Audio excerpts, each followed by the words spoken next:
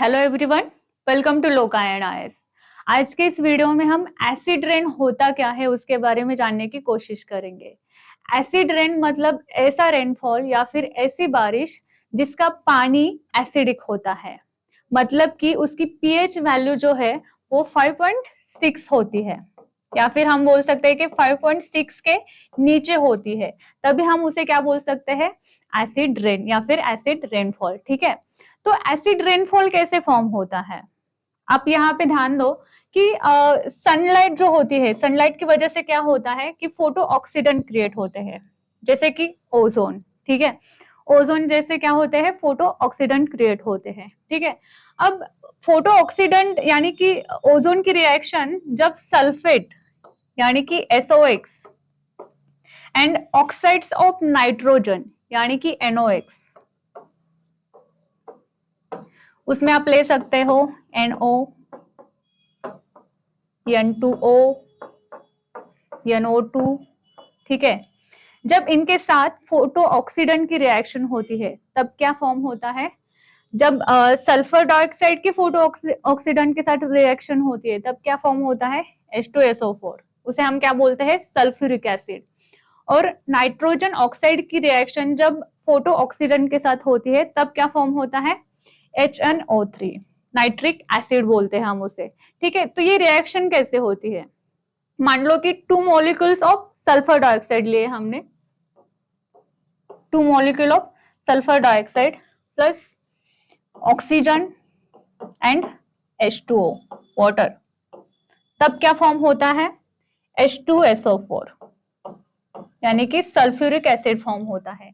मतलब 2 molecule of sulphur dioxide की जब ऑक्सीजन और वाटर के साथ रिएक्शन होती है तब क्या फॉर्म होता है, सल्फ्यूरिक एसिड फॉर्म होता है। ठीक है, दूसरा नाइट्रोजन डाइऑक्साइड के साथ हम लेते हैं, मान लो कि 4 मॉलिक्यूल ऑफ नाइट्रोजन डाइऑक्साइड लिए, उनकी रिएक्शन जब ऑक्सीजन और हाइड्रोजन के साथ होती है तब क्या फॉर्म होता है, HNO3 यानी कि नाइट्रिक एसिड फॉर्म होता है। ठीक है, अब ये एसिड फॉर्म हुए तो एसिड का जो हमें पता है कि बेसिकली उसमें क्या होते हैं, H+ आयन होते हैं, और H+ आयन होने की वजह से क्या हो जाएगा, कोई भी सॉल्यूशन, कोई भी वाटर क्या हो जाएगा, एसिडिक हो जाएगा। तो इसीलिए हम उसे क्या बोलते हैं फिर, एसिड रेन। एसिड रेन जो है वो क्या होता है, H2SO4 और HNO3 की वजह से क्या होता है, फिर एसिडिक बन जाता है। ठीक है, तो इस तरह से एसिड रेन फॉर्म होता है। अब इस एसिड रेन के कुछ इंपैक्ट्स भी है। ठीक है, तो इंपैक्ट्स में हम पहले देखेंगे कि ह्यूमन बीइंग पे किस तरह से इंपैक्ट होते हैं। ठीक है, तो स्किन डिसीज, कैंसर, हमारे आंखों की विजिबिलिटी, तो इन सब चीजों पे क्या होता है, एसिड रेन का इंपैक्ट हो सकता है। नेक्स्ट हम बोल सकते हैं कि टेरेस्ट्रियल लाइफ। अब यहाँ पे आप एग्जाम्पल लो, छोटे छोटे जो पौधे रहते हैं, पेड़ रहते हैं, उनके जो छोटे छोटे क्यूटिकल्स रहते हैं, एसिड रेन की वजह से क्या होता है, उनका डिस्ट्रक्शन हो जाता है। तो क्यूटिकल्स न होने की वजह से क्या होता है, वो अच्छे से फोटोसिंथेसिस नहीं कर पाते हैं। ठीक है, तो फोटोसिंथेसिस नहीं कर पाने की वजह से क्या हो जाएगा, फूड प्रोडक्शन जो है वो रुक जाएगा। ठीक है, तो इस तरह से क्या हो जाएगा, जो टेरेस्ट्रियल इकोसिस्टम है उस पे क्या हो जाएगा, नेगेटिव इंपैक्ट हो जाएगा। ठीक है, नेक्स्ट हम बोल सकते हैं कि एक्वेटिक लाइफ। एक्वेटिक लाइफ पे किस तरह से इंपैक्ट हो जाता है, मान लो कि कोई लेक एरिया है या फिर रिवर एरिया है, एसिड रेन की वजह से अगर वो लेक एरिया फिर रिवर एरिया जो एक फ्रेश वाटर है, एसिड रेन की वजह से अगर वो एसिडिक हो जाता है, तो वहां पे जो मछलियां है, जो वनस्पतियां है जो पानी में होती है, ठीक है, तो उस पे भी क्या हो जाएगा, नेगेटिव इंपैक्ट हो जाएगा। सॉइल पे किस तरह से इंपैक्ट होता है, एसिड रेन की वजह से क्या होता है, सॉइल में जो न्यूट्रिएंट रहते हैं जैसे कि कैल्शियम, मैग्नीशियम, ठीक है, तो वो क्या होता है, एसिड रेन की वजह से सॉइल में जो न्यूट्रिएंट रहते हैं, माइक्रो न्यूट्रिएंट्स, मैक्रो न्यूट्रिएंट्स, वो क्या होने लगते हैं, अलग होने लगते हैं। उस वजह से क्या होता है, सॉइल की फर्टिलिटी कम होने लगती है। ठीक है, तो इस तरह से सॉइल पे क्या हो जाएगा, नेगेटिव इंपैक्ट हो जाएगा। अब बिल्डिंग्स और मॉन्यूमेंट पे किस तरह से इम्पैक्ट होता है एसिड रेन का, और इसके बारे में हम बहुत बार न्यूज़पेपर या फिर टीवी चैनल्स में भी पढ़ते हैं, ठीक है। तो यहाँ पे दो एग्जांपल्स है, इसमें सबसे बेस्ट एग्जांपल ताजमहल का है, ठीक है। जो ताजमहल का स्ट्रक्चर जो है वो मार्बल और लाइमस्टोन से बना हुआ है,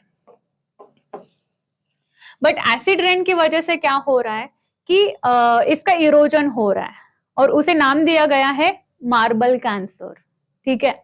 तो इस तरह से आप इस इमेज में देख सकते हो कि ताजमहल का जब कंस्ट्रक्शन हुआ तो किस तरह से वो दिखता था और अब वो पीला दिखने लगा है, ठीक है। अब नेक्स्ट एग्जांपल है statue of liberty. Statue of liberty जो है वो कॉपर से बना हुआ है, बट अब जो वो उसका कलर है वो ग्रीन दिख रहा है। वो ग्रीन क्यों दिख रहा है? क्योंकि कैल्शियम सल्फेट की वजह से, ठीक है। कैल्शियम सल्फेट का लेयर उस पे बना हुआ है एसिड रेन की वजह से, तो इसलिए उसका कलर क्या हो रहा है? ग्रीन दिख रहा है हमें, ठीक है। तो ये बेस्ट एग्जांपल है एसिड रेन के। अब हम एसिड रेन को कंट्रोल किस तरह से कर सकते हैं? पहले हम देखते हैं फ्लू गैस डिसल्फरिफिकेशन। इस टेक्नोलॉजी का यूज आप मान लो कि किसी सोर्स से सल्फर डाइऑक्साइड का इमिशन हो रहा है, ठीक है। तो उस सोर्स पे आप क्या कर सकते हो? इस टेक्नोलॉजी का यूज कर सकते हो और वहां से हम क्या कर सकते हैं? सल्फर डाइऑक्साइड, नाइट्रोजन डाइऑक्साइड का इमिशन क्या कर सकते हैं? हम मिनिमाइज कर सकते हैं।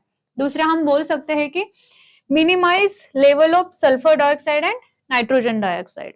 मान लो कि कोई एक थर्मल पावर प्लांट है, हमें पता है कि जो कोल थर्मल पावर प्लांट होते हैं तो वहां से सल्फर डाइऑक्साइड का इमिशन ज्यादा होता है, तो हम यहाँ पे क्या करेंगे?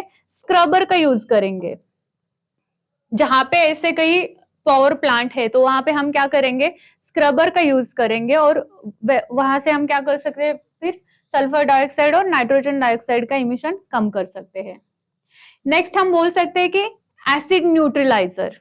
एसिड न्यूट्रलाइजर मतलब क्या कि हम कैल्शियम ऑक्साइड और कैल्शियम कार्बोनेट का यूज करके हम क्या कर सकते हैं? जो एसिड बना हुआ वाटर है उसे हम क्या कर सकते हैं? एक न्यूट्रलाइज कर सकते हैं, ठीक है। नेक्स्ट हम बोल सकते हैं कि रिड्यूस फॉसिल फ्यूल बर्निंग। मतलब हम जो फॉसिल फ्यूल का बर्निंग कर रहे हैं जैसे कि व्हीकल ट्रांसपोर्टेशन, ठीक है, तो उस जगह जगह पे हम क्या कर सकते हैं? इलेक्ट्रिक व्हीकल का यूज कर सकते हैं, सोलर पावर या फिर हम बोल सकते हैं कि विंड पावर का हम यूज कर सकते हैं, ठीक है। तो इस तरह से हम एसिड रेन जो है उसको कंट्रोल कर सकते हैं।